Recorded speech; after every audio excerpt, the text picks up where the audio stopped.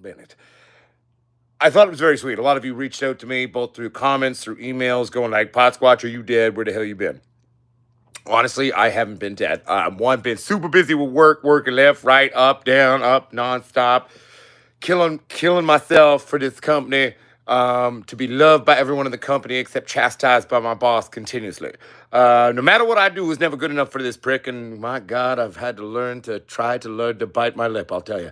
Never have I met someone who's so smart but so moronic at the same time. And it's just like, dude, back the fuck off and be nice to me. But I've been dealing with that. I've been dealing with all sort of that kind of stuff, sort of learning the new job, learning all the ins and outs of trying to navigate a boss who's kind of manic. So like half the time they're super positive, they love me, they think I'm great, and then half the time fucking just losing their shit at me over nothing. So it's been a transitional motif for Uncle Potsquatch there, kind of getting used to that, getting things going and all that jazz. Traditionally back in the day, right? I would take breaks in between runs. This one was a little bit longer than usual. But I'm back, slowly phasing it back in. We got plants going. Well, I got one female plant. The other one's gone male. It's a nice male, though, too. So, like, part of me, I've got a cutting of it on the windowsill. I'm trying to, like, root old school ghetto cloning like we did that video many moons ago. And maybe I'll get a little 2x2 tent to kind of make some more beans of this one, because I found a really stinky female and a really stinky male, which I'm really liking on this one. Funnily enough, oddly, even though I've been putting off trying this genetic that we made and we have for available on the store, which is the K-Town Kush by Cheese by Alien Rift, it was the one that I just kind of like, I was like, well, fuck it. We'll make that cross. We'll throw it in. I didn't expect much from it. But honestly, I think it might be one of my favorite genetics we've created on these initial crosses. Like I was not a huge fan of anything on its own that went into it. Like I was an okay fan of parts of it. Like I liked the K-Town, I liked the Alien, but the K-Town by Cheese I was not a fan of. It was finicky, if you remember when we ran it. I mean, it was my least favorite strain that we had going in the room back then. That was the last run we did before things fell apart in the last lab. But man, like what's come out of these plant fuckings, like dude, like they stink. They're they're a little wonky at first, but that's the cheese genetic in it. But dude, like it's got this kind of almost very reminiscent to like almost like an old school skunk, but then with sort of a new age update to it, I guess I would describe it as. So really, I mean, it's kind of like, I don't know, maybe we'll stabilize it out a bit. And if it keeps going the way I think it's going, we're going to release this shit and we'll call it, finally give it a name. It doesn't even have a name on our store right now. But let's go back to the beginning. We'll say hi to everybody. Also, first, I got to make sure that all the comments are all messages, not top messages. No favoritism here. Everybody's welcome and everyone's allowed to be part of the family. All right. What's up, Alien Garden Genetics? Good to see you, baby. All right. What's up, Texas Squatch? Good to see you, baby. All right. What's up, Troy Shepard? The man who makes the best jerky in the world right there, man. Troy Shepard is a god of making hot sauces and beef jerky. What's up, Troy? Good to see you. What's up, Aaron Costin? Good to see you, buddy. It's okay, bro. It's okay. The company loves me. Everyone in the company loves me. And I actually like my boss. He's a really smart dude. There's like so much I can learn from this guy. But it's like this manic reality, and it's like it's chiefing me a bit. And it's like, y'all know Uncle Potsquatch doesn't put up with bullshit very well. I'm not the world's most patient man, and if someone's being a bully or a dick or a dumbass, my natural inclination is to blow up back. But we don't need to talk about my job. That's not what this live stream about. I just want to let you all know I've been taking some me time, a little R&R time, coming to terms with all that shit, trying to get it going in my head. You know what I'm saying? But moving on from that, like, fuck it. You know what I'm saying? But it is what it is. So let's see. Oh, what's up? Edgar on that grown. Good to see you, buddy. All right. Welcome to the show. What's up, Dan Stutzky? Good to see you, buddy. Got us ganjing out of your mama. I'm in bed, but so good to hear you. We all missed you. I missed you all too, everybody. I want you to know that.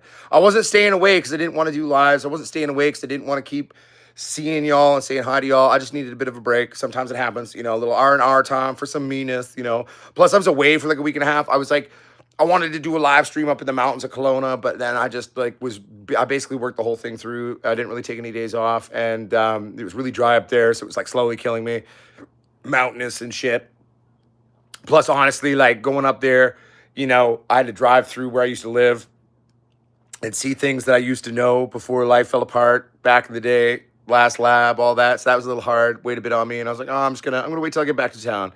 And we'll get a live stream going. We'll get back into the swing of things for everybody. You know what I'm saying? What's up, Daddy-O Grows? That's right. I'm not dead, baby. I'm almost impossible to kill.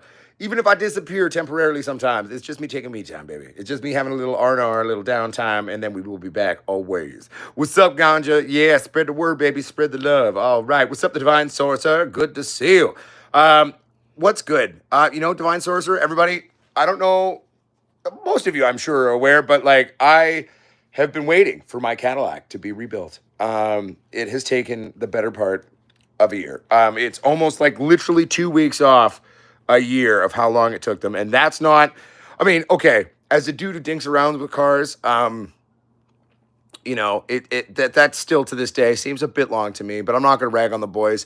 They did a beautiful job. They rebuilt Batty the Caddy perfectly. Now my Cadillac matches my dick, both rebuilt. Frank and Weenie, Batty the Caddy, ready to rock. Just picked it up today. It was so beautiful. So I got to go pick up my car, finally, everybody. I was so stoked about that. I forgot how powerful this car is. Oh, my goodness. Rebuilt engine, rebuilt everything. Everything's perfect. Cost $44,000. I didn't pay for that. Obviously, my insurance did. I paid my deductible. But, so thank you, ICBC, for actually fixing my baby. But it was a $44,000 rebuild that took a year. So that's what's good in the hood right now for Uncle Potsquatch. I got my car back, and I'm very excited about that. Let's read some of these messages here. For those of you who are new here, remember, everyone's allowed to speak, everyone's allowed to participate, everyone's allowed to ask questions. All is well. 1 second, I'm just reading people's messages here. Bear with me. What's up, Deborah Fletcher? Good to see you. What's up, cuz? Dude, Smokey, oddly, the bud turned out pretty good. Actually, I was pretty happy with it overall. I mean, it's genetically not my normal cup of tea, but oddly, I kind of liked it. It yield-wise, we ended up doing well over a pound on a 2x410. So we got well over a pound of tops, of keeps, half a pound to 3/4 of a pound of smalls that I'm going to turn into, hash and stuff like that. And typically what I call smalls are bigger than what most people call smalls, but I mean, it's just sort of what I'm going to keep for myself to smoke as flower. And so it turned out really well. We one plant, horizontal squatch lining, 2x410. We pulled a little over a pound of premium tops and like half a pound, 3/4 of a pound of smalls. So that was pretty good. I think that ain't bad for one plant and one 2x410. I was pretty happy with that. So what's up, Kent Rath? Good to see you, buddy. Ooh, Crazy Train flushing some Peach OG. Now, my question on that Peach OG, does it actually have kind of a peachy nose to it, or is it just a name? Chris Ball, this is a 2022 CT4 350 turbo, fully loaded with all the electronics packages and extended blah, blah, blah. I don't fully know all the specs on it. Does 0 to 60 in about 5.1 seconds, 12-second quarter mile. It's not the world's fastest car, but it's fast enough for me. And I can still outrun the cops if I need to in it. So, like, I'm old and retired now, so I don't really do anything like that anymore. I'm a respectable part of society for the most part. But it's nice to know it's there when I need it. Yeah, no, I just bought that car. I'd maybe put like 800 kilometers on it, everybody. For the Americans watching, that's a little under 400 miles. And I got brake checked by a Jeep Wrangler. The Jeep was fine. My car was not. $44,000 rebuild. Had to rebuild the whole front end and on the side, just like my dick. Yeah. But, I tell everybody, I just wanted it to match my dick. So, we both got rebuilt status now. And if that ain't making it positive and making it, make it funny, that's funny. You know what I'm saying? I think it's funny anyway. But back to the weed things. So we got the plant going. We got the one plant. She's still in a solo cup. Kind of my new favorite idea. Like I've done it before, but I'm like revisiting it. And I think it's just like a really easy way to kind of achieve what I want with a plant. So I vegged out quite well in the solo cup. And then I cut the top half off. I take it down like 6-7 nodes and I leave, 2, 3 layers of sort of smaller secondaries, and then boom, let the energy shift into that directly. Um, and it's like no fuss, no muss. It's super easy, and all of a sudden you totally, without even having to work that hard, kind of get exactly the shape that you want for like trainability, transplanting, and stuff. So I'm gonna be transplanting that the next couple of days. We're gonna be going from there. It's gonna be good. You know what I'm saying? Well, like I mean, Texas Squatch. I mean, if you think about it, right? Like a Jeep is designed to go out into the bush, right? And to be fair, it was like I think the Jeep would have gotten more fucked up, but like I don't even think I really hit the Jeep. It was the giant alloy fucking rim on the back end of the Jeep that got me. And it's just the height differentials alone got me. Like, I mean, it's like my little car just skidded underneath it and then kissed its asshole. And its tire came in. So like my frame was fine, everything was totally fine. It just hit the top there and it just went pushed my whole engine back and shit. It was not good. It was funny. The tow truck driver was like, "Oh, that's a write off." I was like, "No, it's not gonna be a write off. No, it's not gonna be a write off." And luckily, it was like right up to the line of where it was gonna be a write off, but they rebuilt it for me, and I'm really glad she's back. So, but I'll put it to you this way, right? Like Cadillac, like this, and like what you drive, Mikey. They just built for different things. They just built for different things.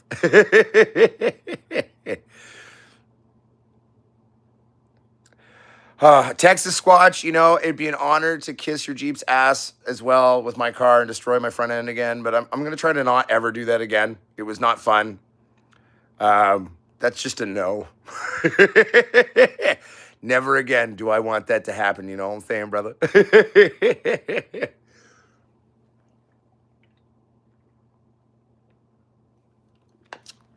But I'll tell you, though, it's been a long year waiting for this thing. Like, it's hard because you got to, like, keep paying your insurance on your car. You're still paying for this car. You're going to buy another car and then pay the insurance on that car while I'm waiting for this car for a year to be rebuilt. I originally thought it'd be like 3 or 4 months to rebuild it. And then it ended up being almost a year. But, big shout out to Dewick on Marine and the body shop at Dewick on Marine. I think, that may have been one of the most complicated rebuilds they've ever had to do. I never do anything small, so I brought him a hard one there.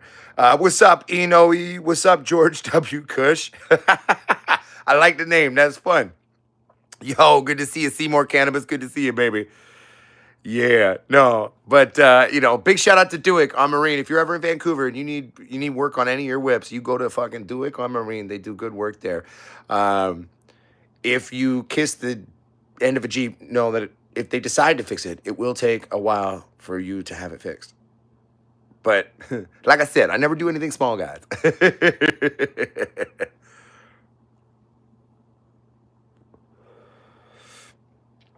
No, so Chris Ball, insurance only pays for rental if you pay an extra $15 a month, which I believe I'm going to add to my insurance now, which is a basically if I pay $15 an extra. No, wait. No, it's even cheaper than that. I think for me to have the coverage, there's like a package and it'll add like 10 or 15 bucks and then I automatically get a rental if that happens. I didn't have that. But here's the stupid thing. Who wants to hear the stupidest thing? Potsquatch learned something. So Potsquatch, if he had paid $15 more, okay, $15 more a month, I would have had a no questions asked automatic replacement of my Cadillac. They just would have brought in a brand new CT4 with all the same features and just given it to me. And it was only $15 more a month. That's cheaper than a pack of smokes in Canada. But I turned it down. I didn't think I'd get brake checked by a Jeep. But shit happens, baby. What are you going to do? You know what I'm saying?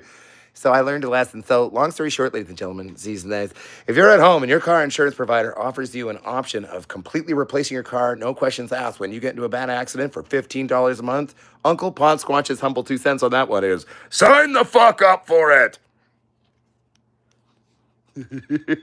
But I will admit, though, ladies and gentlemen, Z's and A's, I'm happy they rebuilt my car. I'm happy they rebuilt it because I got emotionally attached to that specific car, right? Like, we barely got to know each other. Like, 800 clicks, man. Just under 400 miles. That's it. That's like barely even like getting, like, that's not even a warm-up jog in the car, and then that happened. So I'm glad they rebuilt it, though. My baby's back. Daddy Grows says, what is my favorite magic mushroom strain? I do not have a favorite strain. I have favorite growers or producers of magic mushrooms. So simply put, you can have the same spores in the hands of 6 different dudes and only 1 or 2 of them will make something that I'm interested in. So I'm less connected to strainologies. I mean, I will say I'm a big fan of anything that's albino. I love albino anything. Avery albinos are really fun. Love the great whites. I had an albino golden teacher hybrid that was fun. So I like albino things a lot of the time. I find them very interesting. Albinos have this weird mystical magic power to them. But really at the end of the day, I'm less concerned about the strain when it comes to magic mushrooms, and I'm more concerned about who produced them. Simply put, I've been buying my batches of magic mushrooms from the same 2 or 3 sources for 17 years. Most other people's magic mushrooms, I try them and I feel nothing. I buy from these guys and and they've been doing it. They're these old hippies, man, and they just know what they're doing. And they produce weight and they produce amazing magic mushrooms. Yo, what's up? Indoor, outdoor, 420 Grow with Smoke. Good to see you, baby. All right, welcome to the show, baby. All right, how you doing? Also, too, I know I've been sort of absentee and away from the YouTube for a considerable amount of time. So feel free to let your other channels that you watch know, like I'm back. I'm down for doing co-shows. If anyone wants to come on our show, they're welcome to. If anyone wants me to come on their show, I'm also okay with that. I would like to, now that I'm back, participate more. And we're finally bringing back the educational videos. So I've been working in my time off, my R&R time. I've been working on a number of fun videos. We're going to eventually do the potato battery. Now, whether I'm able to actually build a full potato battery, we might have to build a few of them to get us through the grow, but I'm pretty sure I can run an entire micro grow off a potato battery from start to finish. And the real trick to keeping that going is the ballistics gel to keep the oxygen off of the potatoes, but doing all your wiring, pouring it into a mold. So I've been doing some micro experiments on that. So really, like, that is going to be a thing. But to start, we're going to be doing like an educational video of a really cheap, affordable way to do a great secondary lighting sidebar system for your tent or your grow room. And it's really inexpensive to do. It can be free if you're creative. That's not me encouraging people to steal things. That's not what I'm saying. But like, so we're going to do that. I got a couple of other fun videos that I want to do. Obviously, the grow videos will keep going and stuff. I think I'm going to make a video, though, talking about sort of the way I've started this plant. I used to do it this way a lot. I don't know if I've ever quite done it this way on the channel because it seems quite drastic when you watch how I do it. But I kind of like that, right? Like, because a lot of the secondary branches that are remaining on the bottom segmentation, because I take a good fucking part of the top off of this fucking plant. Like, it's got like a stem and a solo cup like this. It's like up there, and then I cut most of it off. And these secondary smaller branches that are like, haven't really been getting like direct energy either. They're like almost like these weird, almost cast offs. Like if it grew out, these would be the parts of the plant that die, but those are the parts of the plant that I leave. And I cut everything else off, and I'm like, fuck it. So I think I'm going to make a video about that. I'm going to start a couple of seeds soon too and just sort of get some of those going so we can actually make that video to like show it to you and show you how it works and shit. You know what I'm saying? What's up, Mud Swap, baby? Good to see you, man. Indoor, outdoor, 420 grow. Have I ever used Miracle Grow? Yeah, maybe when I was like 14. I have not used Miracle Grow since I was realistically probably about 14 or 15. Young me obviously played with it. But as an adult grower, I've never done that. I've just steered away from anything associated with that company. The big thing for me, is that like, if you've got to use a Miracle Grow product, okay, and I'm just going to speak to you pragmatically about that. If you've got to use a Miracle Grow product, please, for the love of fucking God, don't use a slow release nutrient product. Like their Miracle Grow sticks, their Miracle Grow little balls. Don't buy dirt that's got that shit in it. Because when you've got such a chemically saline-based synthetic nute that is designed to slow release and break down and release slowly, there's no way to flush. There's no way to finish properly. And I know there's the ongoing debate, flushing's bro science. Well, fuck off. It's really not, guys. We are removing saline base just from the soil. We are encouraging also any built up secondary nutrients and primary nutrients that are in our soil. We're stripping those because what are we doing? We're encouraging the plant now to depend on its natural reserves, which will give you a more natural finish to the way the plant starts cannibalizing itself. And it's like the way it's tempering those terpenes and those flavonoids and all of our cannabinoids, and it's all of this wonderful, it's just the way you finish it, right? So like, for example, even if you use organic, let's say you feed your plant from start to finish. And I've seen some super soils do this where like you've got this perfect super soil that just keeps breaking down properly and your plant never has a fade. So like your flowers will mature, right? Your flowers will mature, but you'll never really have much of a fade going on. Plants that don't have a natural fade where they start to eat their own sugars and their own stored secondary nutritions, right? And their nutritional stores taste different, wrong, and not right to me. I think the process of having the fade, the process of beginning to force it to self-cannibalize on its finish in that right window when you hit it at the perfect time, I genuinely feel that plays a huge part on how my flowers finish. Have I ever tested that? My only tests are I've done both and I've looked at the final results. I've smoked it, I've smelt it, I've enjoyed it, and thought about myself. Well, how do I feel about this? Well, I don't know. The one that didn't fucking fade kind of tastes like a fucking donkey's asshole, in my opinion. Yeah, it does, doesn't it? Doesn't even feel the same. Feels weird, doesn't it? Yeah. Yes, and sometimes I will talk to myself in different voices when I'm analyzing something. I mean, it just helps breaking it down,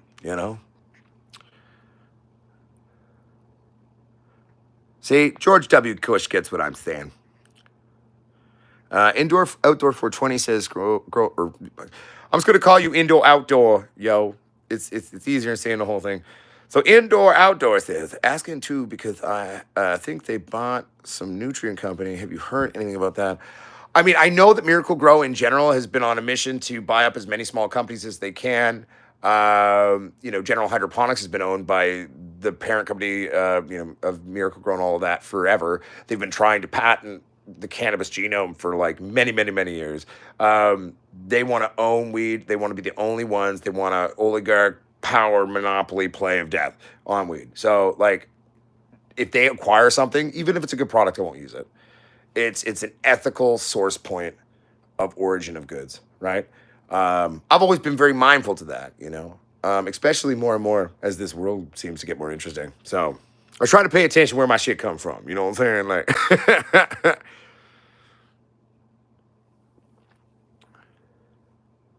see, in the Divine Sorcerer, if you're into, like, because I'll admit, I was a general hydroponics guy back in the day. Back in the hood days, I loved my 3-part system. I loved playing with other secondary general hydroponics products.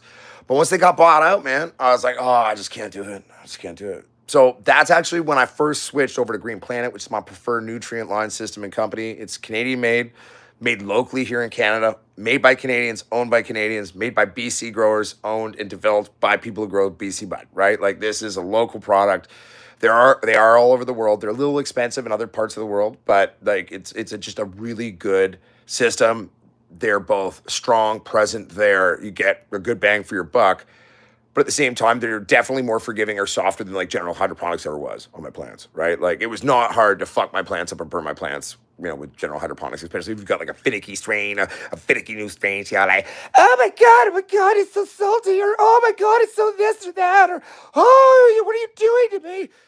Because some strains are like that, and then you get some strains that are like, fuck it, put some extra butter and fat on it, please. All right, I'm okay with this. This nutrient system is just fine for me, right? So it's like, but when you're getting to know new genetics, especially like something you haven't played with right before, or only played with a bit, and you don't really know its psychology, you don't really know its feeds, right? And like, fuck, it could be just a different pheno with its own personality to begin with too, right? Because that's part of breeding. Like a lot of people think about breeding or pheno hunting as like thinking about the final bud itself. No, it's all a process of everything. It's every part of its life. It's what was its personality? What temperature range of non-stress stress does it have?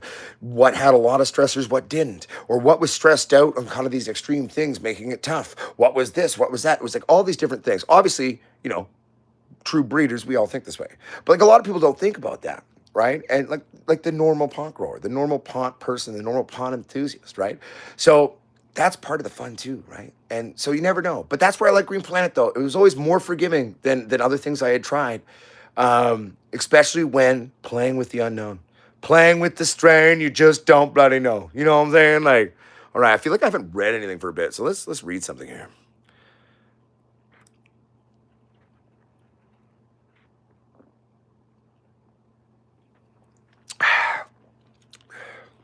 Yo, Miss K.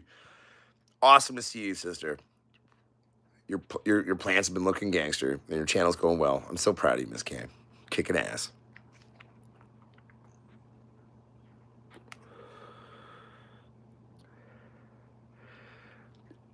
Mud Swan, I mean, what you're describing can exist in my mind in so many different ways that you can't really pin it down to one kind of reality or the other.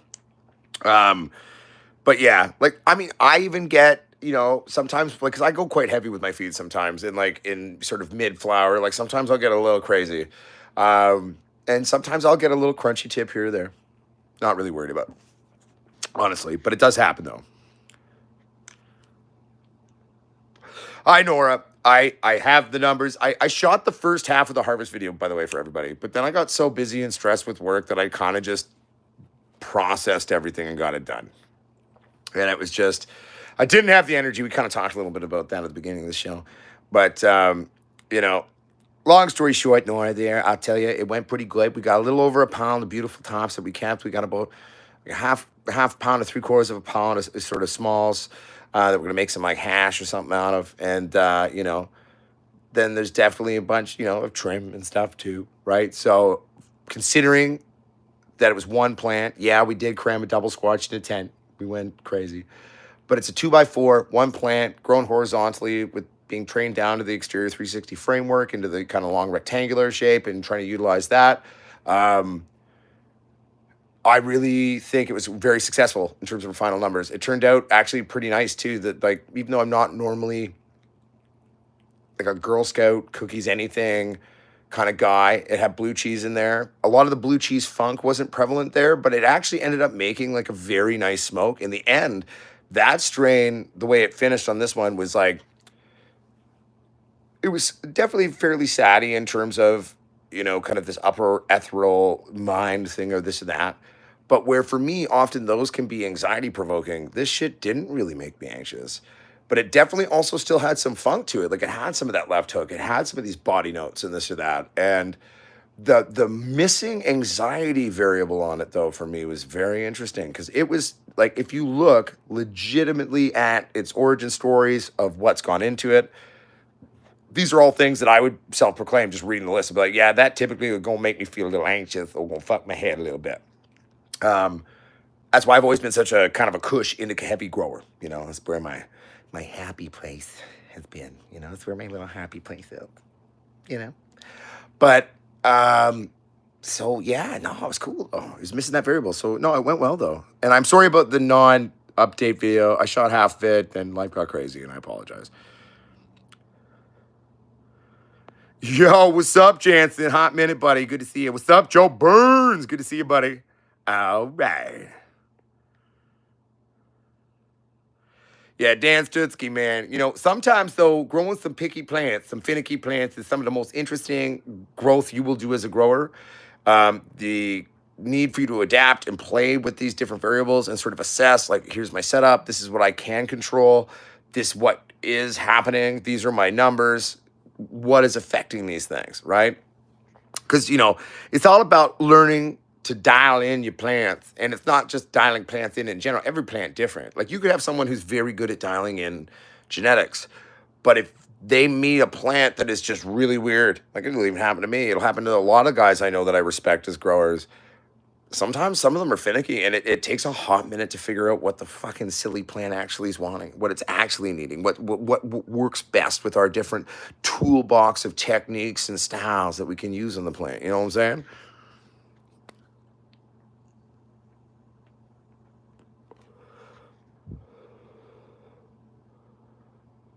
Hell yeah, Chris Ball. Sounds like you've got a good smorgasbord of things you're playing with, my friend.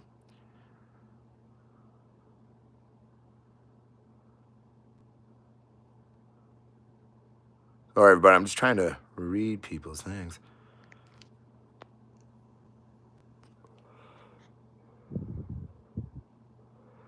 Nora, I said the numbers. Yeah. Now, mind you, Nora, I don't include that as a final singular weight. I segregate, right? So my tops are my tops, and my smalls are my smalls. I mean, they're basically, essentially the same, right? In terms of like, I can make a joint out of it. But like, and I will put things in smalls that a lot of people wouldn't. I work a lot for side money here or there when I got free time. For processing companies, I've done some shorts on it, and like things that most producers will throw in the bag, right? I wouldn't. Like I very much segregate hardcore. It seems like segregation is less common now in terms of your tops and your smalls than it used to be.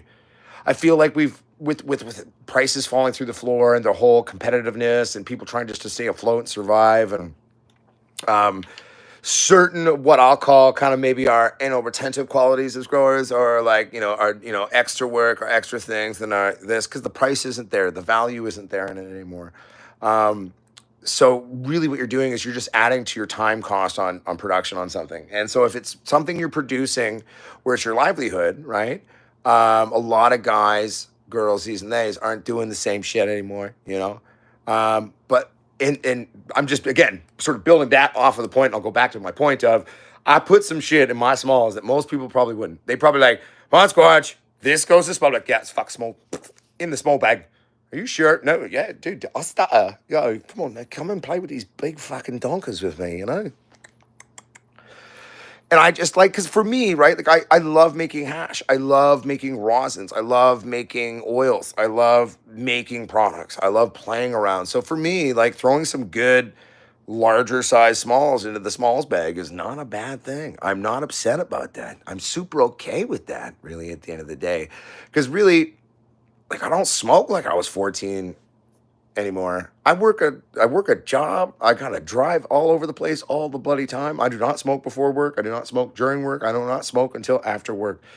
And I sound so adultish now. I'm like, if if me who started this channel 10 years ago could hear me talking now, he'd probably be horrified and be like, you bitch, you sold out. I'm like, no, I didn't sell out, mate. I'm just not a fucking moron. I've got other responsibilities. So we still smoke every day. We just don't, pound through an ounce in an afternoon with your boys anymore.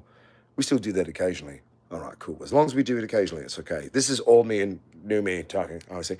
But so like for me, like I can afford for my personal usage, I'm just gonna put the really sexy tops, and that's what I'm gonna play with. But I'll also let you know a fun secret fact. Did you know that your top tops are not your strongest buds? They produce weight. They look pretty. They look cool. But your best buds aren't the tops. Your best buds are the buds that are like, so here are your top tops, let's say, like we're gonna talk a plant like this, let's say, right? So here are your top tops. It's the bud that's right here where your highest numbers come from when you're testing your plants. And this is something that Dave from Trim Test and Press can fully validate because he's literally spent his entire company in the years he's been doing this proving that, yeah, that is very much a consistent truth, regardless of the strain, regardless of special realities, regardless of growing styles. That's the range or the section of your plant where you're actually getting your highest cannabinoid, terpene, etc. numbers from. That's your cream of the crop there, right?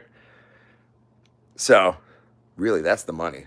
We should be segregating that section out. You know what I'm saying? And now that to be able to do that properly and going by doing it through hand, like you'd have to have an eye for it. You have to get used to it. But like that's where your money bud comes from. Your tops, they got weight. They look sexy. They look, you hit your friend in the face with it. Like, but those aren't your strongest buds, baby. They look sexy. They got a lot of weight, make you some money, maybe. But that's not where your strongest weed come from. It's just underneath that. That's where the sexy sex comes from. All right, I feel like I'm like falling behind again. So let's read. How many watts for the yield squatch? I was using one double squatch, which is a 480 mean well, which on top crank, I believe is drawing 505 at the wall. 5-ish, 505 at the wall, I think. I think it's about basically like a dedicated true 500 watt direct supply on a double squatch. If I'm remembering the actual top max draw on a Meanwell 480H. I think it's about that. And if I'm off, I'm not that off on that number. One thing. Oh, Eugene Dolan, good to see you. What's up, Chronic Chatter? Good to see you, buddy. All right, all right, all right. What's up, Soul Prize? Dude, COVID was an interesting time, wasn't it? Going through COVID, everyone's on lockdown, growing weed. I was basically locked. My life was happy back then. I thought I was with a woman that I would spend my life with. And I was just like in a trailer park, fucking around with weed. It's like, oh, so Canadian. It was just a time, you know. Those were some good videos. It was a good time back then, everybody. I remember it. It was a good time. Okay, so Joe Burns, basic realities on growing autos. One, start in your finishing pod. Is really a thing. Because that Autoflower's nature is going to map out its available environment is part of one of the variables in terms of that's like helping it determine when she's going to go off and everything. Now, when it comes to autos too, like a lot of them are a lot more stable than they used to be, but like you still get weird things, right? So rules of thumb, you know, start in your finishing pot. I think a lot of auto strains now are a little bit different than they used to be now. Like, so where like back in the day, I would say never train or do much of anything to an autoflower. Like back in the day, that was a general rule of thumb because like you had such a limited window because there was such an aggressive nature to the physical stature of the plant that was related to its non-photoperiod controlled flowering window, right? But I think it's a little different now. Like I think with all the interbreeding and all the intermixing and sort of traditional photoperiod genetics being intermixed into it, I think you can get away a little bit now. I've seen some people do some fucking weird things, fucking around with autos, and they're getting away with it. And I'm like, okay, well, back in the day you couldn't do that. But so genetics are adapting, they're evolving, they're changing, more diverse maybe in a certain sense. And numbers are certainly going up on autos too. So, but still bear the old rule in mind though, right? Like it's not a photo, right? When it comes to training. Like, so I guess now with a lot of like new age stuff, you could probably get away with a little bit of training, a little bit of default here, a little bit of this or that, or tying and stuff, but it's still fucking auto. It's not a photo. So don't fuck with it too much. You know what I'm saying? But start your finishing pot, man, and just watch for that natural fade, and your real mind's eye is going to have to be on it, watching the maturation of your flowers and how they're developing and checking on that, you know, and all that jazz.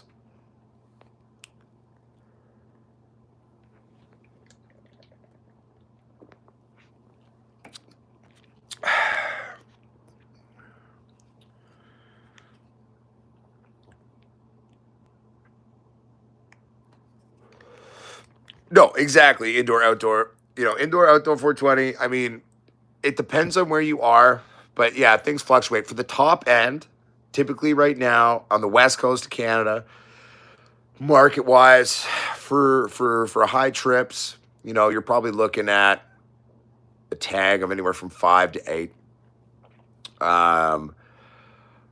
Low end, what I would call a high trip, because unless it's a quad, it's not a quad. So there's a lot of people who think like, oh, that's kind of like low end quad. I'm like, no, there's no such thing as low end quad. It's either a quad or it's not. It's just high trips. So that's how I look at grading. That's how my brain envisions grading. That's probably price wise going sort of the 8-ish to what's the best price I heard on an actual quad recently that someone I knew produced? Maybe like 12.5. You hear rumors of certain guys who get like crazy amounts still, but I don't know. I often call hearsay and rumor on that because like I've never actually witnessed any of that. I just hear rumors through the grapevines of things. But yeah, no, it's a different game than it once was back in the hood days, whether you're legal, gray zone, or medical. Like, I mean, it's just such a different reality in terms of how the market's pricings in Canada have gone. So if you're doing it for an income in general, like certain behaviors need to go out the window, mate, if you want to survive. I mean, it's just like certain practices are no longer applicable, you know? And so now you're like taking away tools, right, or time processes of what you would do So it's like you're taking away paint kits or you're taking tools out of your tool kit, but you're still sending yourself in to get the job done. So you're like, okay, I have less tools. How the fuck am I going to make the best I can out of this or make it work or do this or that? So in a weird way, it's kind of it could be interpreted as an invitation to creativity. But yeah. Sorry, I'm reading again.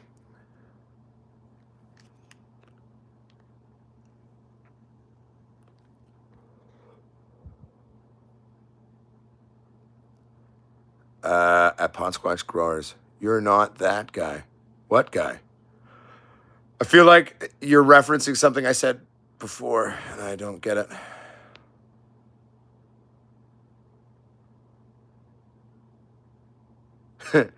I was never a pro fighter. I fought underground stuff when I was young and stupid.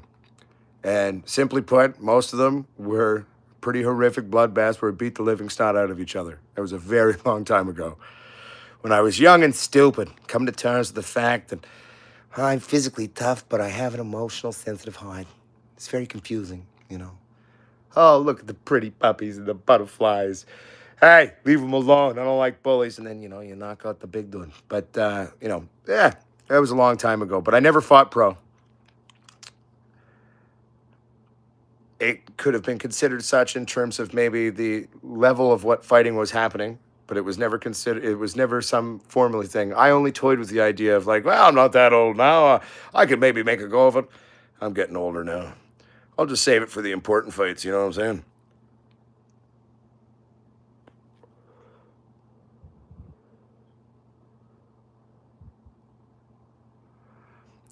So Daddy-O Grows, I don't use coffee filters, typically. I just find them annoying, honestly. I have in the past. These days, I typically use a super, super tight micro steel sieve. Then I put cheesecloth in that, and then I kind of run that through a few times. And then I'm also mindful, so I let any sediment build to the bottom of my jar, and then I just kind of like, because if you're careful, you can eventually, when you get it down, you can actually do another filtering after sort of a half cook down on it, that you can remove most of that sediment, and then you know you're good to go. So basic time and gravity.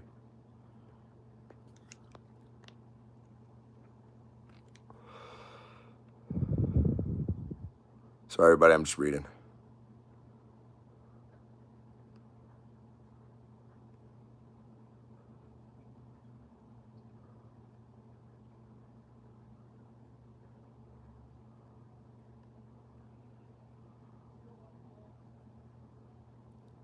Miss K says, have you popped any new seeds? I popped beans quite a while ago. I've got one female that's ready to go into the tent. She's still small. Kept it in a solo cup, and then I did an old school thing where I just like chopped off most of the top of the plant using those secondary branches to kind of make a lot of my, what will become primaries, kind of doing a lot of my initial work for me. And it's kind of like, I think it's my new favorite thing to do, at least on the small scale in here, and just to kind of get things ready for a tent in a basic way. What's up, Gazzers? Good to see you, baby. Gazzers, we're going to talk in a second. So I've got one plant that'll be getting transplanted real soon, and we're going to like put that in the tent. We're going to fuck around with it. We're going to have some fun. And that is the K-Town Kush by Cheese by Alien Rift. A strain. I was just telling Gazzers the other day when we were video chatting about how oddly this genetic has actually surprised me a lot.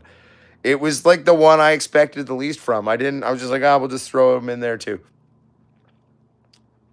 Because I liked the K-Town, but the K-Town, and Gaz can attest to this too. The K-Town cheese, like the cheese that went into that K-Town was like a little weird. Wasn't the greatest thing. Like, you know, he even told me, he was like, I wasn't a huge fan of it when I was breeding with him, man. He's like, it was kind of just odd. But all these three parts coming together though now have created something really interesting. Like both in the males and the females, they're like super stinky.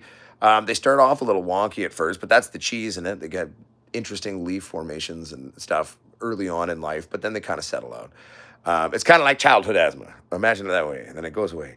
But just the smells that even the males are throwing. And it's just, like I said, this kind of like super skunky, kind of old school skunk, but then there's like these other weird updates to it. It's like, imagine the old school skunk as like the main candle of it, but then it's got this the candle holder is part of it, right? So it's got this fancy candle holder around it. So it's like there's like this old school skunkiness to it, but then there's these other sort of lines that run through both the nose, the taste. It's pretty cool. And so like I'm kind of excited, oddly. The thing I was least excited about out of anything that we crossed or fucked around with back then. And so that's why I've put it off. I haven't got a chance to play with it. And I'm playing with this new one. And I'm just like, shit, look at you, the one that I didn't even think was gonna be a thing, and you're kicking ass. What's up, Star Han? Good to see you, my friend. Joe Burns, I like hand trimming. My hands ain't what they used to be. That's bloody true. I feel you on that one. Repetitive movement, when the nerves start getting older in your hands. Young me loved spring-loaded scissors for my trimming. I won't lie to you. I'm kind of like not the spring-load guy anymore. I've been using these. I got to ask Dave from Trim Test and Press. He's got these one certain scissors, super tight, super sharp top to them, but kind of really quite big open handles. They're full manuals.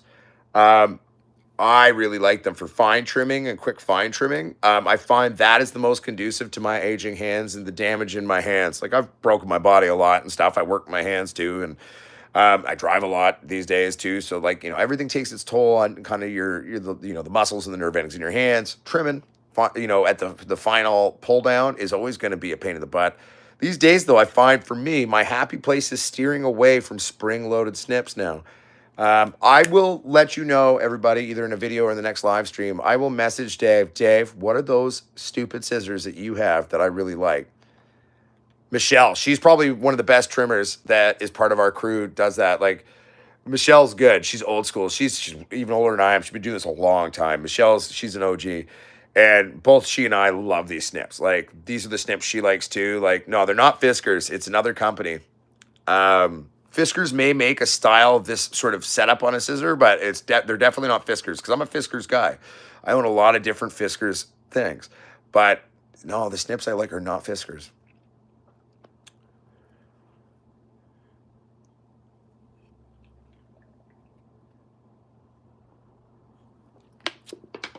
I mean, Joe Burns, if you've done CO2 injection, you've got a really naturally dense, uniform strain.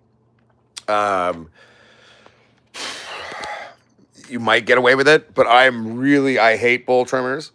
I will say, like, it sucks because the thing costs like $1 billion to even get one of them. But like the machines that Dave uses, were they Twisters? What is the company?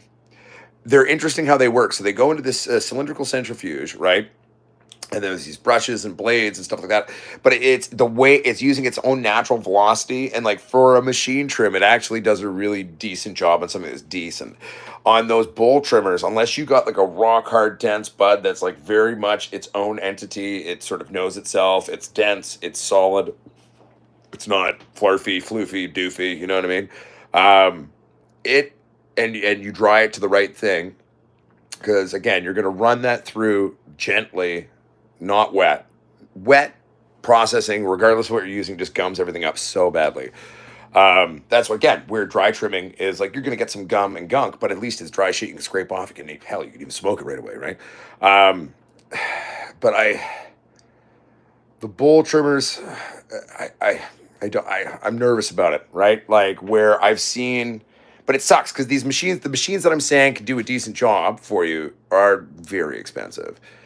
But for example, Trim Test and Press is actually going to be starting a new thing for their company, actually, where you can rent their equipment for a day, right? They'll teach you how to use it. Heck, if you were a local, I might show up to help you learn, and come along with Dave just for fun. But you can borrow or rent, like the equipment and use it. They also offer services, so they come in with their own team and they'll just process it for you.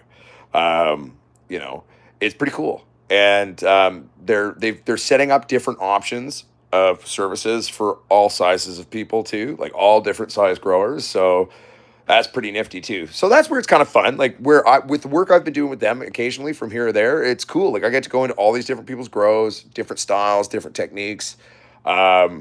Some I feel bad because I'm just sitting there the whole time thinking to myself, I'm like, wow, you really shit the bed with this and did not do this well. Like, because you walk into a room and you take a look at something, and once you get to a point, you can kind of almost know, you're like, okay, this is not going to run well through a machine, or this is not going to process well. Even if I was hand trimming this, like it's almost not worth hand trimming a lot of the way the buds are, right? Um, but sometimes you get to see some really talented people, and you're just like, damn. My favorite thing is when there's been a couple of times where I've been hired to go in with the company. So we're actually processing the same clone, same strains, but grown by 2 or 3 different growers, and seeing just the differences, right? And so, funnily enough, the growers who had every single bell and whistle, every crazy thing, everything under the sun, are usually the guys who fuck it up. It's the guys with the simpler setups who've dialed in certain things and just an understanding and like kind of approach it with like both science and holistic kind of approach. They're usually the ones who are like I'm sitting there processing it, and I'm like, I want some of this. Like, this is actually really good. I genuinely like this shit. All right, 1 second.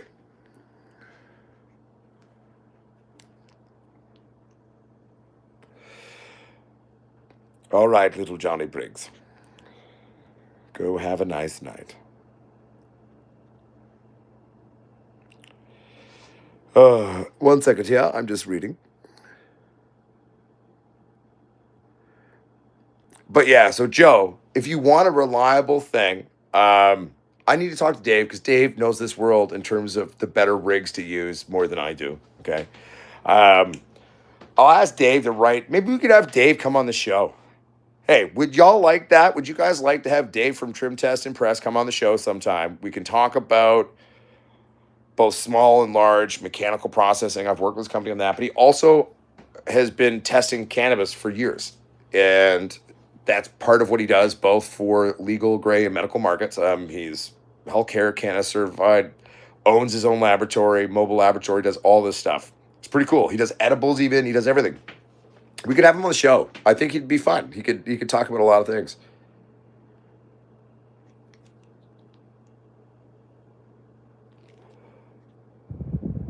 Sorry, but I'm just reading.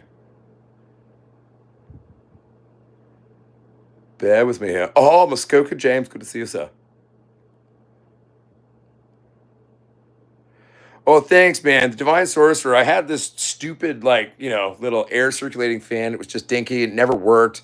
Like, it worked. Obviously, I install these things all day, but I was underwhelmed. Michael, who used to be Uncle Michael, he's no longer part of our organization. We're no longer friends. Um, unless he apologizes, basically, and then he's back. But he lived here for a number of years when I moved out and bought houses, and he installed this. I hated it. It never worked very well. And so I had this like light fixture that he actually pulled off a film set. He's like, "Do you want it?" I think it's stupid. I was like, "Oh, I think it's great. One day I'll do something with it." I was originally going to put it in the house out in Hope, and I've had it in a box. And so, the other day I was like, you know what, screw it. I'm going to get me some LED super bright Edison light bulbs, and I'm going to rip this stupid fan down. I'm putting this bloody thing up, and it's going to be great. And I like it too. It's very bright. I need to install a dimmer, but it's fun though, right? I think it's fun. It's an expression of fun lighting. Sorry, everybody, I'm reading now.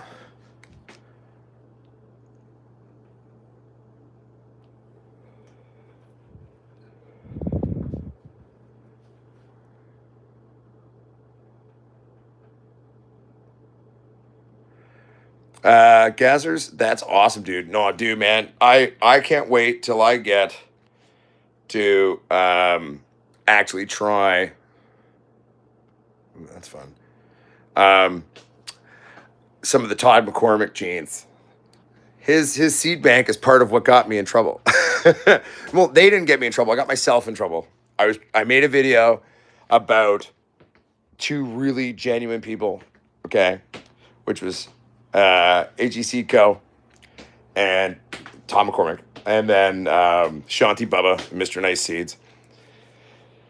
I think the video lasted for about 3.5 hours. It was getting a shitload of views, and then boom, I got hit with a strike. And that is when everything fell apart. We were on the growth pattern again. It's like all of a sudden our shadow band had gotten less, and we were growing. We were getting shitloads of subscribers again. We were getting like thousands of views in our streams. I was like, okay, cool. And then I was like, oh, well, people deserve to know like a really good place, to get some like original old school shit. So then I shared that and I made a video about it. And then I got fucked in the ass by YouTube again. Yeah, yo, what's up, Huli? It's been a good time. Good to see you.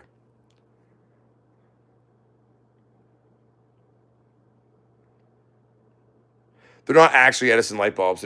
They look like Edison light bulbs. They're LED, by the way, everyone. Just an LED from Noma. 60-watt LED replacement. Not bad, though. They're fun.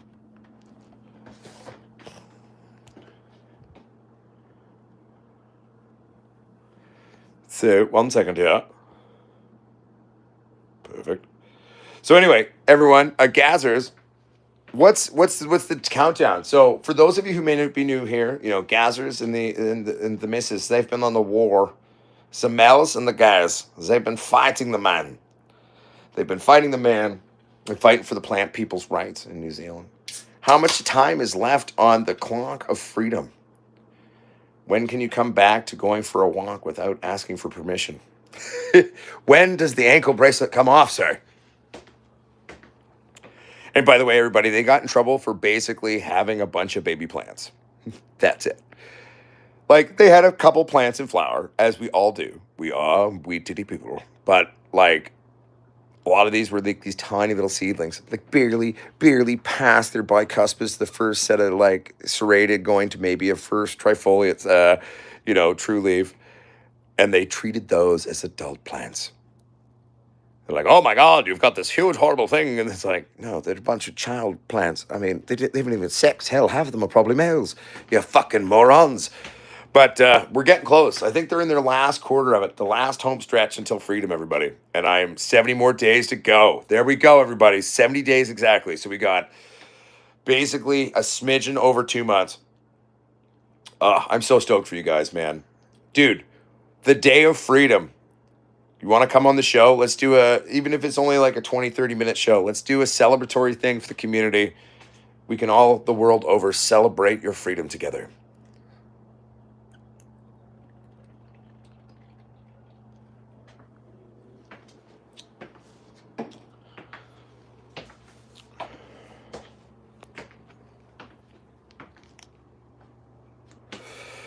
We're just waiting to see if Gaz is willing to do that. What do you think, Gaz?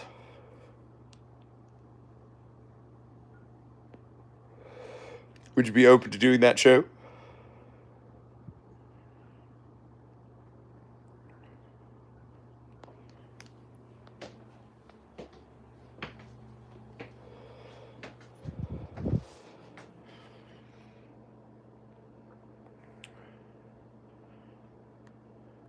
Yeah, actually, I second Aaron Costin's question there, Gaz.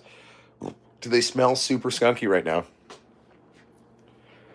Because I'll say, like, this K-Tab Kush by Chief by Alien Rift, it's got a serious skunky funkiness to it.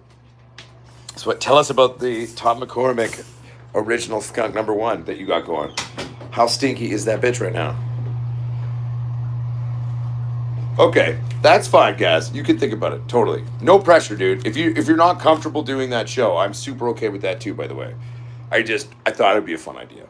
But if you're not comfortable, dude, nothing wrong with that. I totally respect that.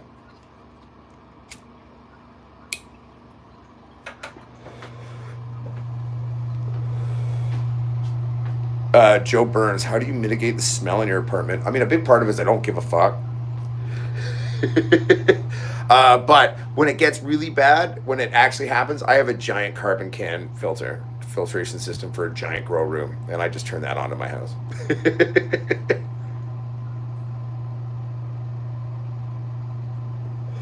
So Joe Burns, having a carbon filter is going to be your best friend. Literally, a big enough carbon can filter with a big enough fan, it will mitigate things in a localized way that you'll never have an issue. I know a lot of people tie them in to sort of venting and pump them out that way. Don't do it that way, man. The way I do it is I run it like an ambient internal room filtration. That's my preferred way of doing it. Then I use other things to mitigate my relative humidity if I need to. Luckily, this apartment's quite dry. So really, then I've just got to worry about temperature, air movement, and smell, right? Nice. See, Gazzers, I love that. See, here, Gazzer's got double can filters going, and he can still smell the plants. That's how skunky these old schools are. Fuck yeah, buddy. Dude, that's awesome, guys, for 76. 2 can filters going and they're still stinky.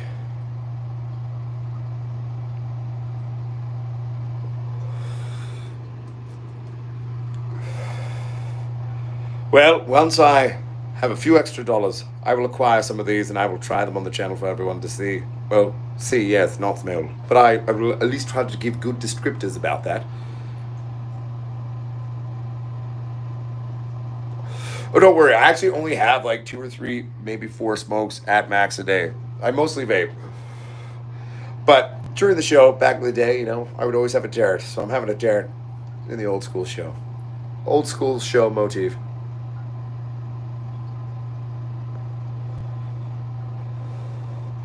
That's awesome, Joe.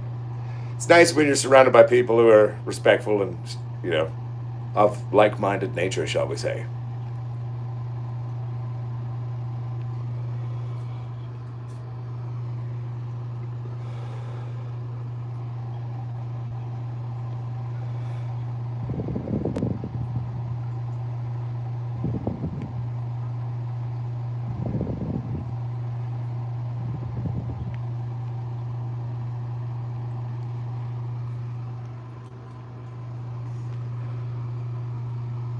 Right?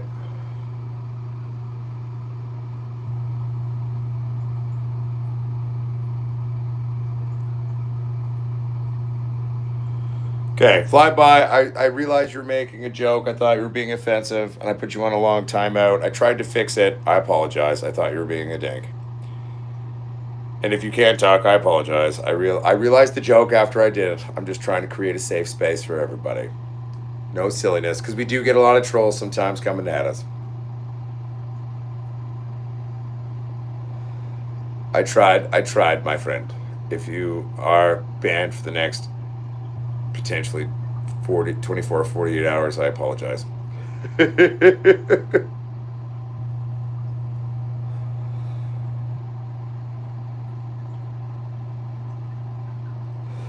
Oh, dude, the master shot, I'm excited. So, do you mind if I tell people what's in that one, guys? So, basically, the master shot, okay, is simply put a skunk shot. And, guys, you're going to have to share with everyone in the typies what the skunk shot was, because I don't remember what that was, but I also remember that Master Kush made up the other half of this plant fucking.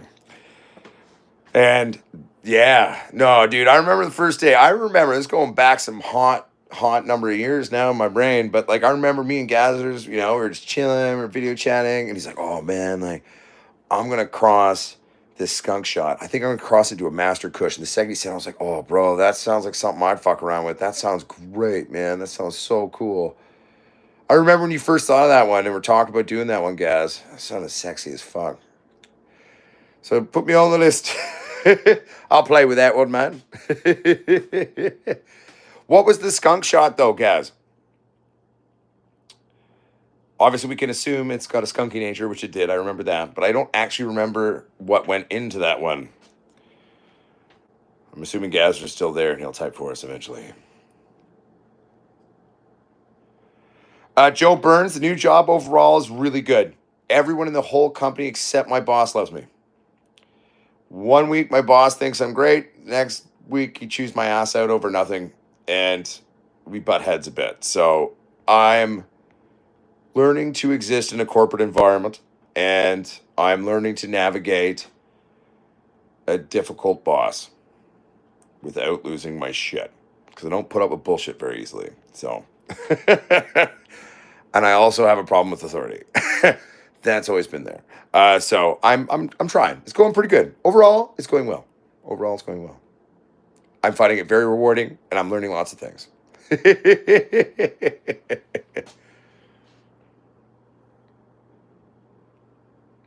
Okay, so here we go, everybody. Let's go. Skunk Shot is a Yumboldt male that went and fucked an old school super skunk cross with a Master Kush strain. So really, you're reintroducing a Master Kush back into a genome at one point where that was part of its thing. And okay, sexy. Sometimes that double tap where you've got like a little bit of something that was a few generations back on something, and then you reintroduce it back in, it can make some very creative, funky, interesting things. He's been there over 5 now, Joe. So I got to be careful in my battles on this one. The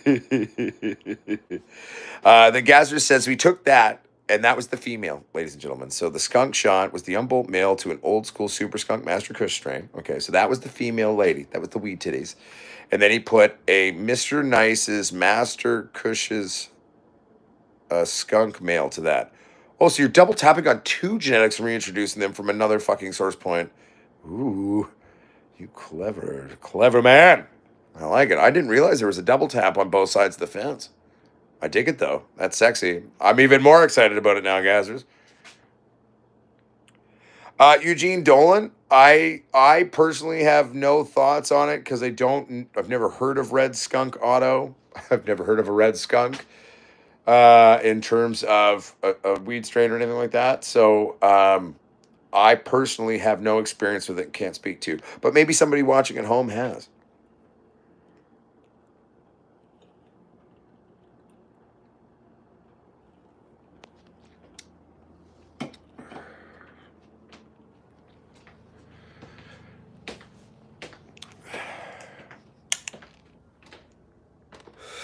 Stoner Dude says, I just got 2 skunk seeds in solo cups. I'm going to pollinate a branch of each with my Femme Pure Vida that I used colloidal silver on.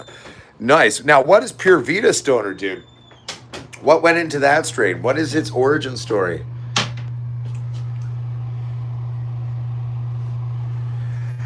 Joe Blogs, great question. Actually came up earlier in the show today. And if my memory serves correctly, so it's double squats that's powered by a Meanwell 480H. So I think that's top draw at the walls, like 505, 510. It could go up as high as 550 on that driver, but I can't quite remember its top draw at the wall. But it's 505 to 550, let's say. I hope that answers your question, Joe Blogs.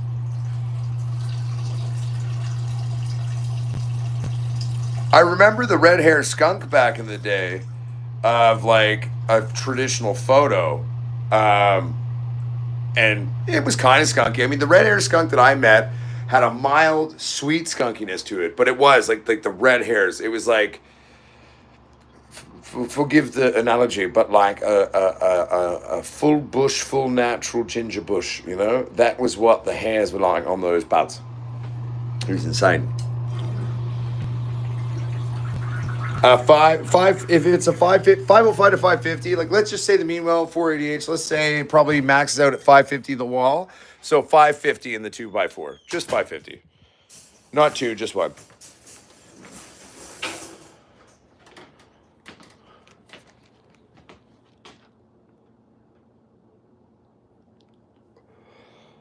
Right, Aaron? No, I know. That old school skunk of like the prolific power of it. It is a beautiful, beautiful thing to think about.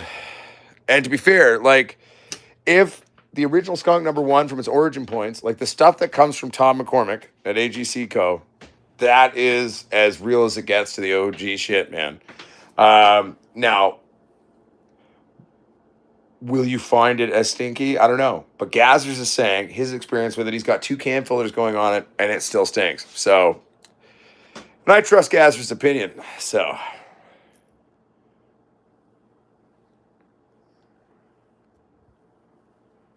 again, I don't have a recommendation on anything that would be a good auto per se from personal experience. But again, I will open up the venue. I'll open up the conversation to anyone who may be watching at home who has a good suggestion for our brother Eugene Dolan there.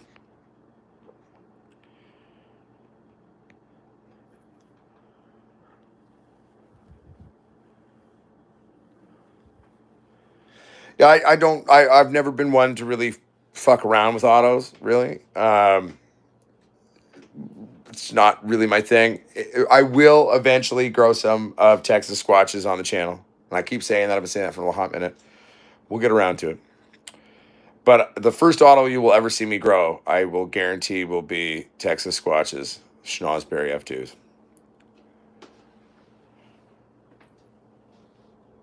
Okay, so Daddy-O Grows says Gorilla Cookies from 420 Fast Buds has been well received in his world. There we go. So there's a recommendation.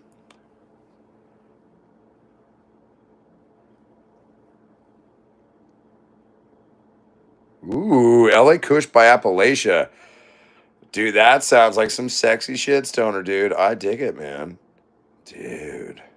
See, like that's a genetic mix that because I love a good LA Kush. A proper good LA Kush is sexy. It's got some great notes, tangy, earthen. It's a well-rounded, beautiful smoke, smell, taste, palate. It's awesome. And Appalachia, I think I know what that is. But that sounds fun to me. That sounds like a very fun experimentation, something to play with.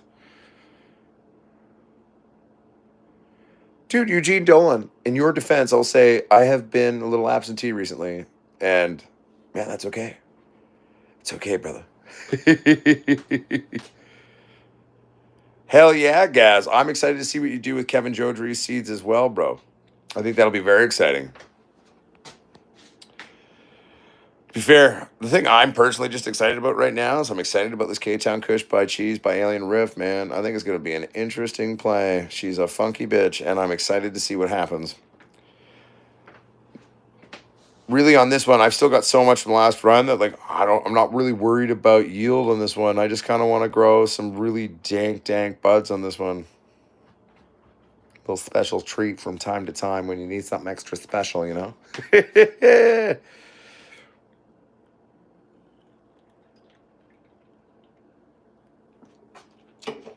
I mean, for sure, like Stoner dude, the high or the effects of a cannabis is always a big thing for me too. But my favorite thing is actually the smell and the taste, also too, of things. Like obviously, its effects and the way it functions in my system is a big part. But smell and taste is one of the most foremost prevalent things for me. Like I'd rather buy something that maybe it's not as strong or crazy, but like has just a beautiful finish, everything I love about its physicality, its taste, its smell, its nose, its smokability. I'll take that over something that's super strong, but I hate those other variables because smell, taste, flavor, experience, that's arguably the most important part of it to me, honestly, I'd say, for me as a weed titty person.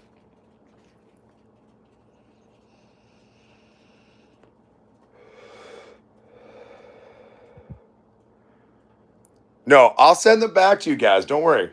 Actually, can I tell that story? So I sent Gaz a bunch of beans when he lost everything, and I sent him like all of the things that he had shared with me. I shared them back to give him the originals back, and then I shared some of the things we made, and also he knew that like I had said to him was like I am not expecting much from this K Town Kush by Cheese by any rift, you know. Turns out, I finally get around to growing them. I'm like, wait a minute. These are actually kind of fucking cool. So, Gaz, there was a young guy. We're not going to get into it. Lost everything. So, Gaz shared. Gaz cared. And he gifted Squatchness and Squatch genetics back to this young man, which is a beautiful, beautiful sentiment. It is totally the Squatch way.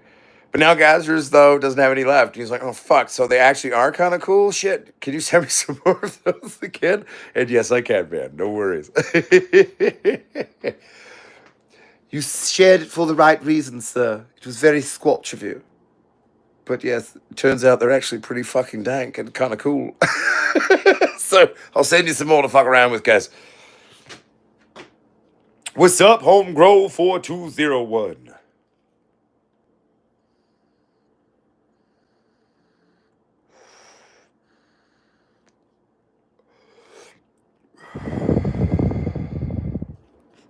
Tasty. This is an Alien OG little vape created by Box Hot. I hate most legal products. I'll be honest. I dislike most companies. Like I've tried stuff now because of the world I work in sometimes, and I'm like, most of this sucks. I will admit, I like their disposable, rechargeable Alien OG vape from Box Hot. I respect Box Hot's product there, and it's consistent. I've bought it a number of times over the last year and a bit, and it's always consistent. It's always what I remember. I like it.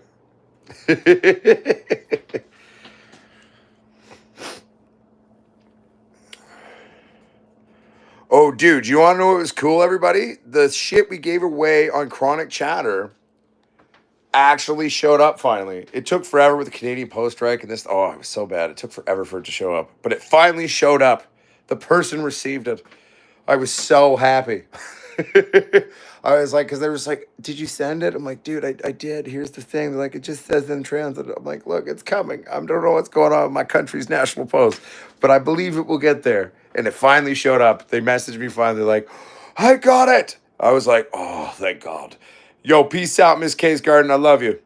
Outlaws Nation, what's up? What's crack lacking?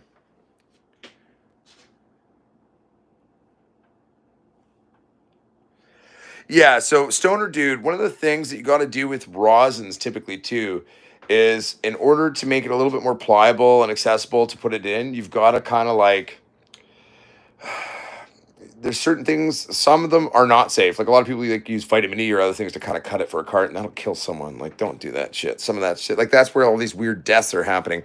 Um, and again, I haven't done the research fully to understand it, like what I could tell you is the right thing to use. Because so don't do anything right now. But Dave and I have been chatting about that, and Dave, I remember, had some ideas of what we could use because we were wanting to experiment with some of the rosins we're making for fun to like make some of our own little disposable throwaway kind of vapes. And because they're great for when you're on the fly or on the go. You just need a quick one, you know. Um, you'd be astonished at like where you can get away just having a quick little puff on one of these things. It's astonishing. So you know, they're great to have. But again, with rosins and making your rosins, and they're not the most because it's like a full spectrum thing, right? And it's, you know, if you temper it and it's got all the glycerides and everything, it's a little chunky, but it's harder to get into the vape. It's harder to get into the cartridge. It's harder to do that. But there is a way of doing it properly where one, it'll function better in the vape. You can do it, but it's not harmful. But again, I can't remember exactly that. I'm gonna have to ask Dave about that again. But yeah.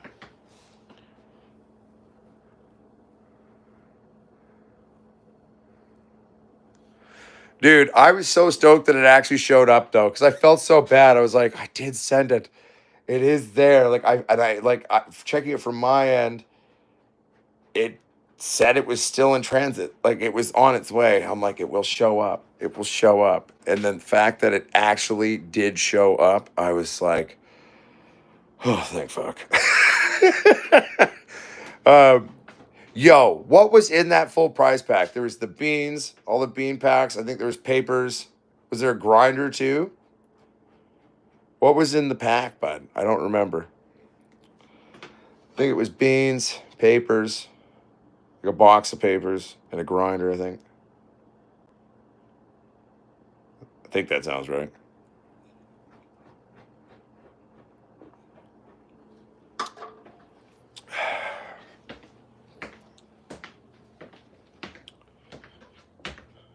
What?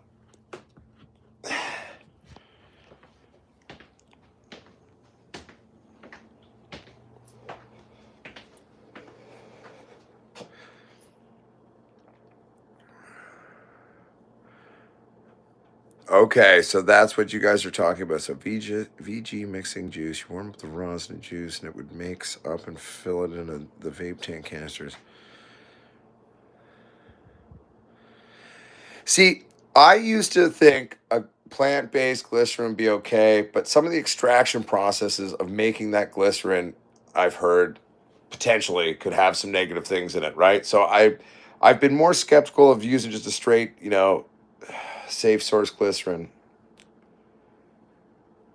But I don't know. I haven't done enough research on it. I've thought about it though, is basically the point. Uncle Potsquatch has definitely thought about this a lot, but have I executed or figured it out fully about what I would deem the best or safest way? No, I haven't.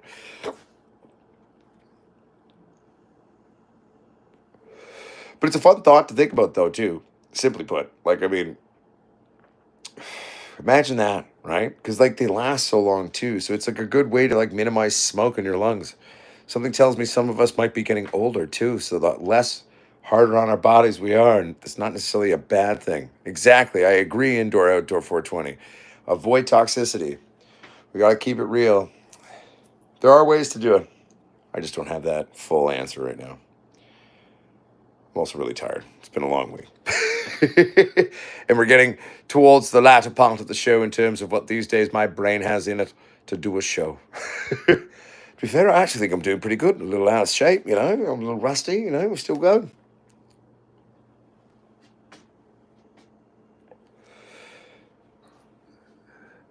See, okay, but here's my question though. Well, 165 Fahrenheit. Maybe if you were doing it in a like a big Pyrex or like tempered glass reality, just like my thing is I'm worried about thermal buildup, right? And the nature of the rosin could trigger where it might inadvertently get in the wrong container doing that hotter than it should. And I don't want to degrade anything is my point. Different terpenes evaporate different things. And there's actually a vast array of actual thermal temperatures where certain cannabinoids even will break down. And so before I tried it, I'd have to sit down and I'd have to think about it and like make a few phone calls and put a few variables together before I really felt comfortable just like jumping right in on that. How long you been doing that now? What's your experience been like with the, what was it? 160 and 48 hours. Oh, see, it's just seeing the 2-day, 48-hour thing. That makes me nervous.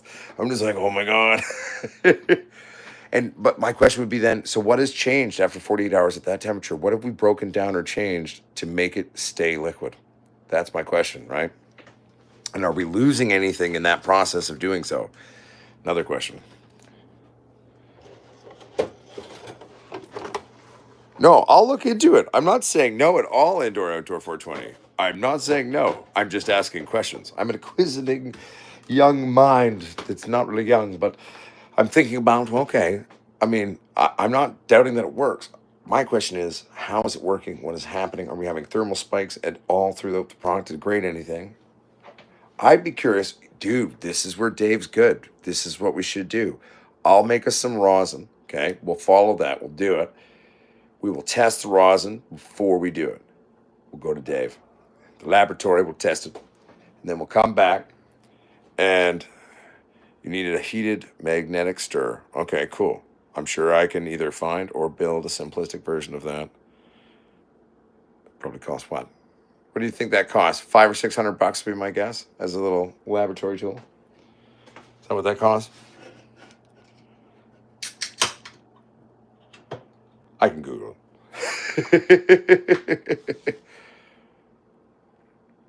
But simply put, this sounds like another fun video, another fun experiment we could do. Thank you, indoor, outdoor. That is, I like it. We're going to investigate this. And if it works, my God, we've all can say, like, look, it does work. Fucking A. $70 on Amazon? Shit, that's pretty cheap. Well, simply put, I think this would be a fun experiment then. We should do that. And then once we do it, once we get it all finished, we leave it 48 hours. We let her check out. We will first check the consistency publicly on the show. And then we'll take it to Dave and we'll have it tested again. So we'll test it before going in and we'll test it in going after. What do you think, everybody? What do you think, indoor, outdoor? Should we do that? I think that'd be fucking dope. And I think that'd be a fun thing. Like, because, dude, if it doesn't change it that much and it does actually just change its state, that's really cool. Let's find out. Are you comfortable with that, indoor, outdoor? Can we do that? Okay, cool. Sick.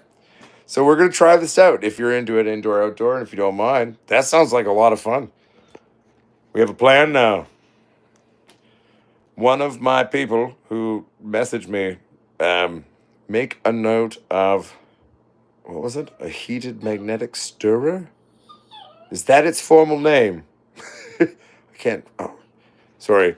Dogs, I'll be with you in a second. I'm almost done the show. Sorry, the puppies, everyone. They've been really good the whole show. And they're like, okay, Dad, we're done listening to you talk like an idiot in the background. Bear with me here.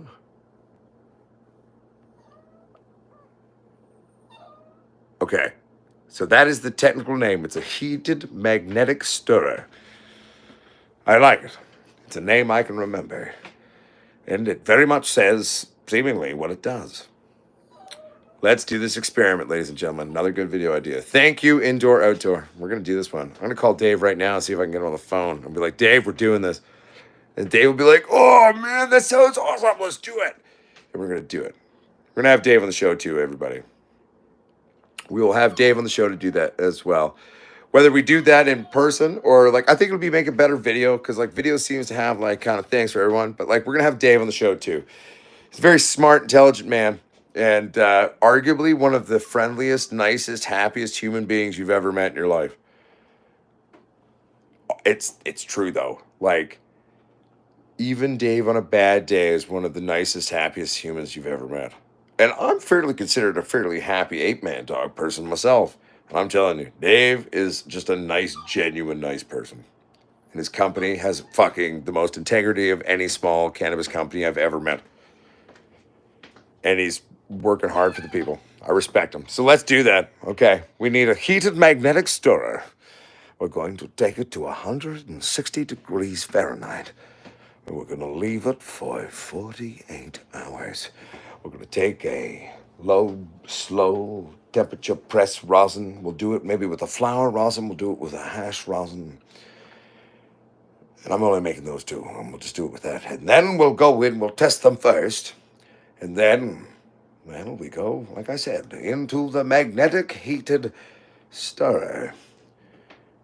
And then we're going to go back to Dave's house and see what happens. All right. Dude, I'm excited. I get to learn something too. This is fucking dope. High five everyone at home. All right. We got, like, this is dope. Thank you, Indoor Outdoor. I'm excited about this. This is a fun idea. I've been so absorbed with my job and my work. It's so nice to get excited about something that's not work. And fucking thank you, Indoor Outdoor. We have a new mission, and it sounds like a very affordable one. So let's do it, everybody. Business time. Dude, Stoner Dude's going to do the same experiments at home. Fuck yeah. We should all do it if we can afford it. We can all compare and contrast notes on what happens. If you're in Canada, you can send your shit into Dave's place and it can be tested at Dave's too. Trim, test, and press. They are your convenient automated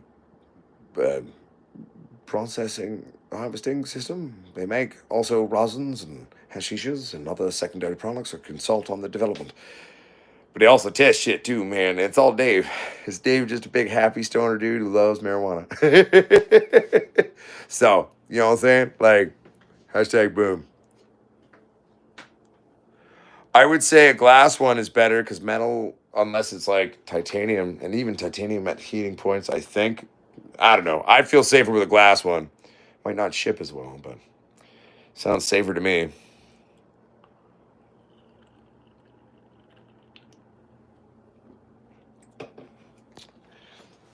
Well, see, Gazzers, typically I'm a flower and hash man too. But with the love of these new carts and these new, dude, there's just, it's a nice product. Like, I mean, and if I could create something like this that is made of my own product, one, I never need to buy it except the like pieces.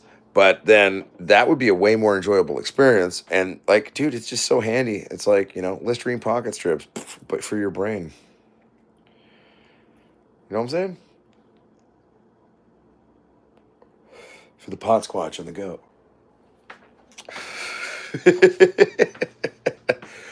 Oh. Well, we've almost done it. We've almost hit an hour and a half. And ladies and gentlemen, that is all my brain has in it for tonight.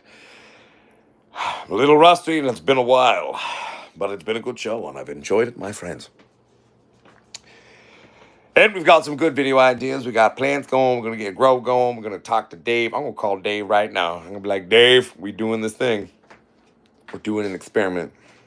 It's called science. We're having some fun with it, okay? But for everyone who's new, welcome. For everyone who's old, what's up? Everyone who's medium, what's up? I appreciate all of you. I appreciate all of you who have reached out in different ways, being like, are you dead? Are you okay? Where'd you go? I'm still here. I was just taking some me time and adjusting to new life chapters and variables of exterior things. But I'm back. And I think it's going to be a good distraction getting to hang out with all of you more regularly from the mundane realities of working a corporate giant life of fixing things in a big corporate world. Do pretty good at it, but it gets overwhelming, man. But we need to get back to the mad science, I think. Anyway, my friends, my family, thank you for tuning in. Like and subscribe if you fucking want to. Come back if you'd like. And remember, the true grower is the forever student. The true grower is not afraid to take risks. The true grower makes educated, stupid decisions. Love your plants, remember what you know, but also try something new when you're growing. You never know what might happen. And remember, when you make a bunch of seed crosses, sometimes the one that you ignore for years and you think won't be anything turns out to be a really skunky, funky lady. Don't be shy. Keep it real. Word your mother. Talk to you next time.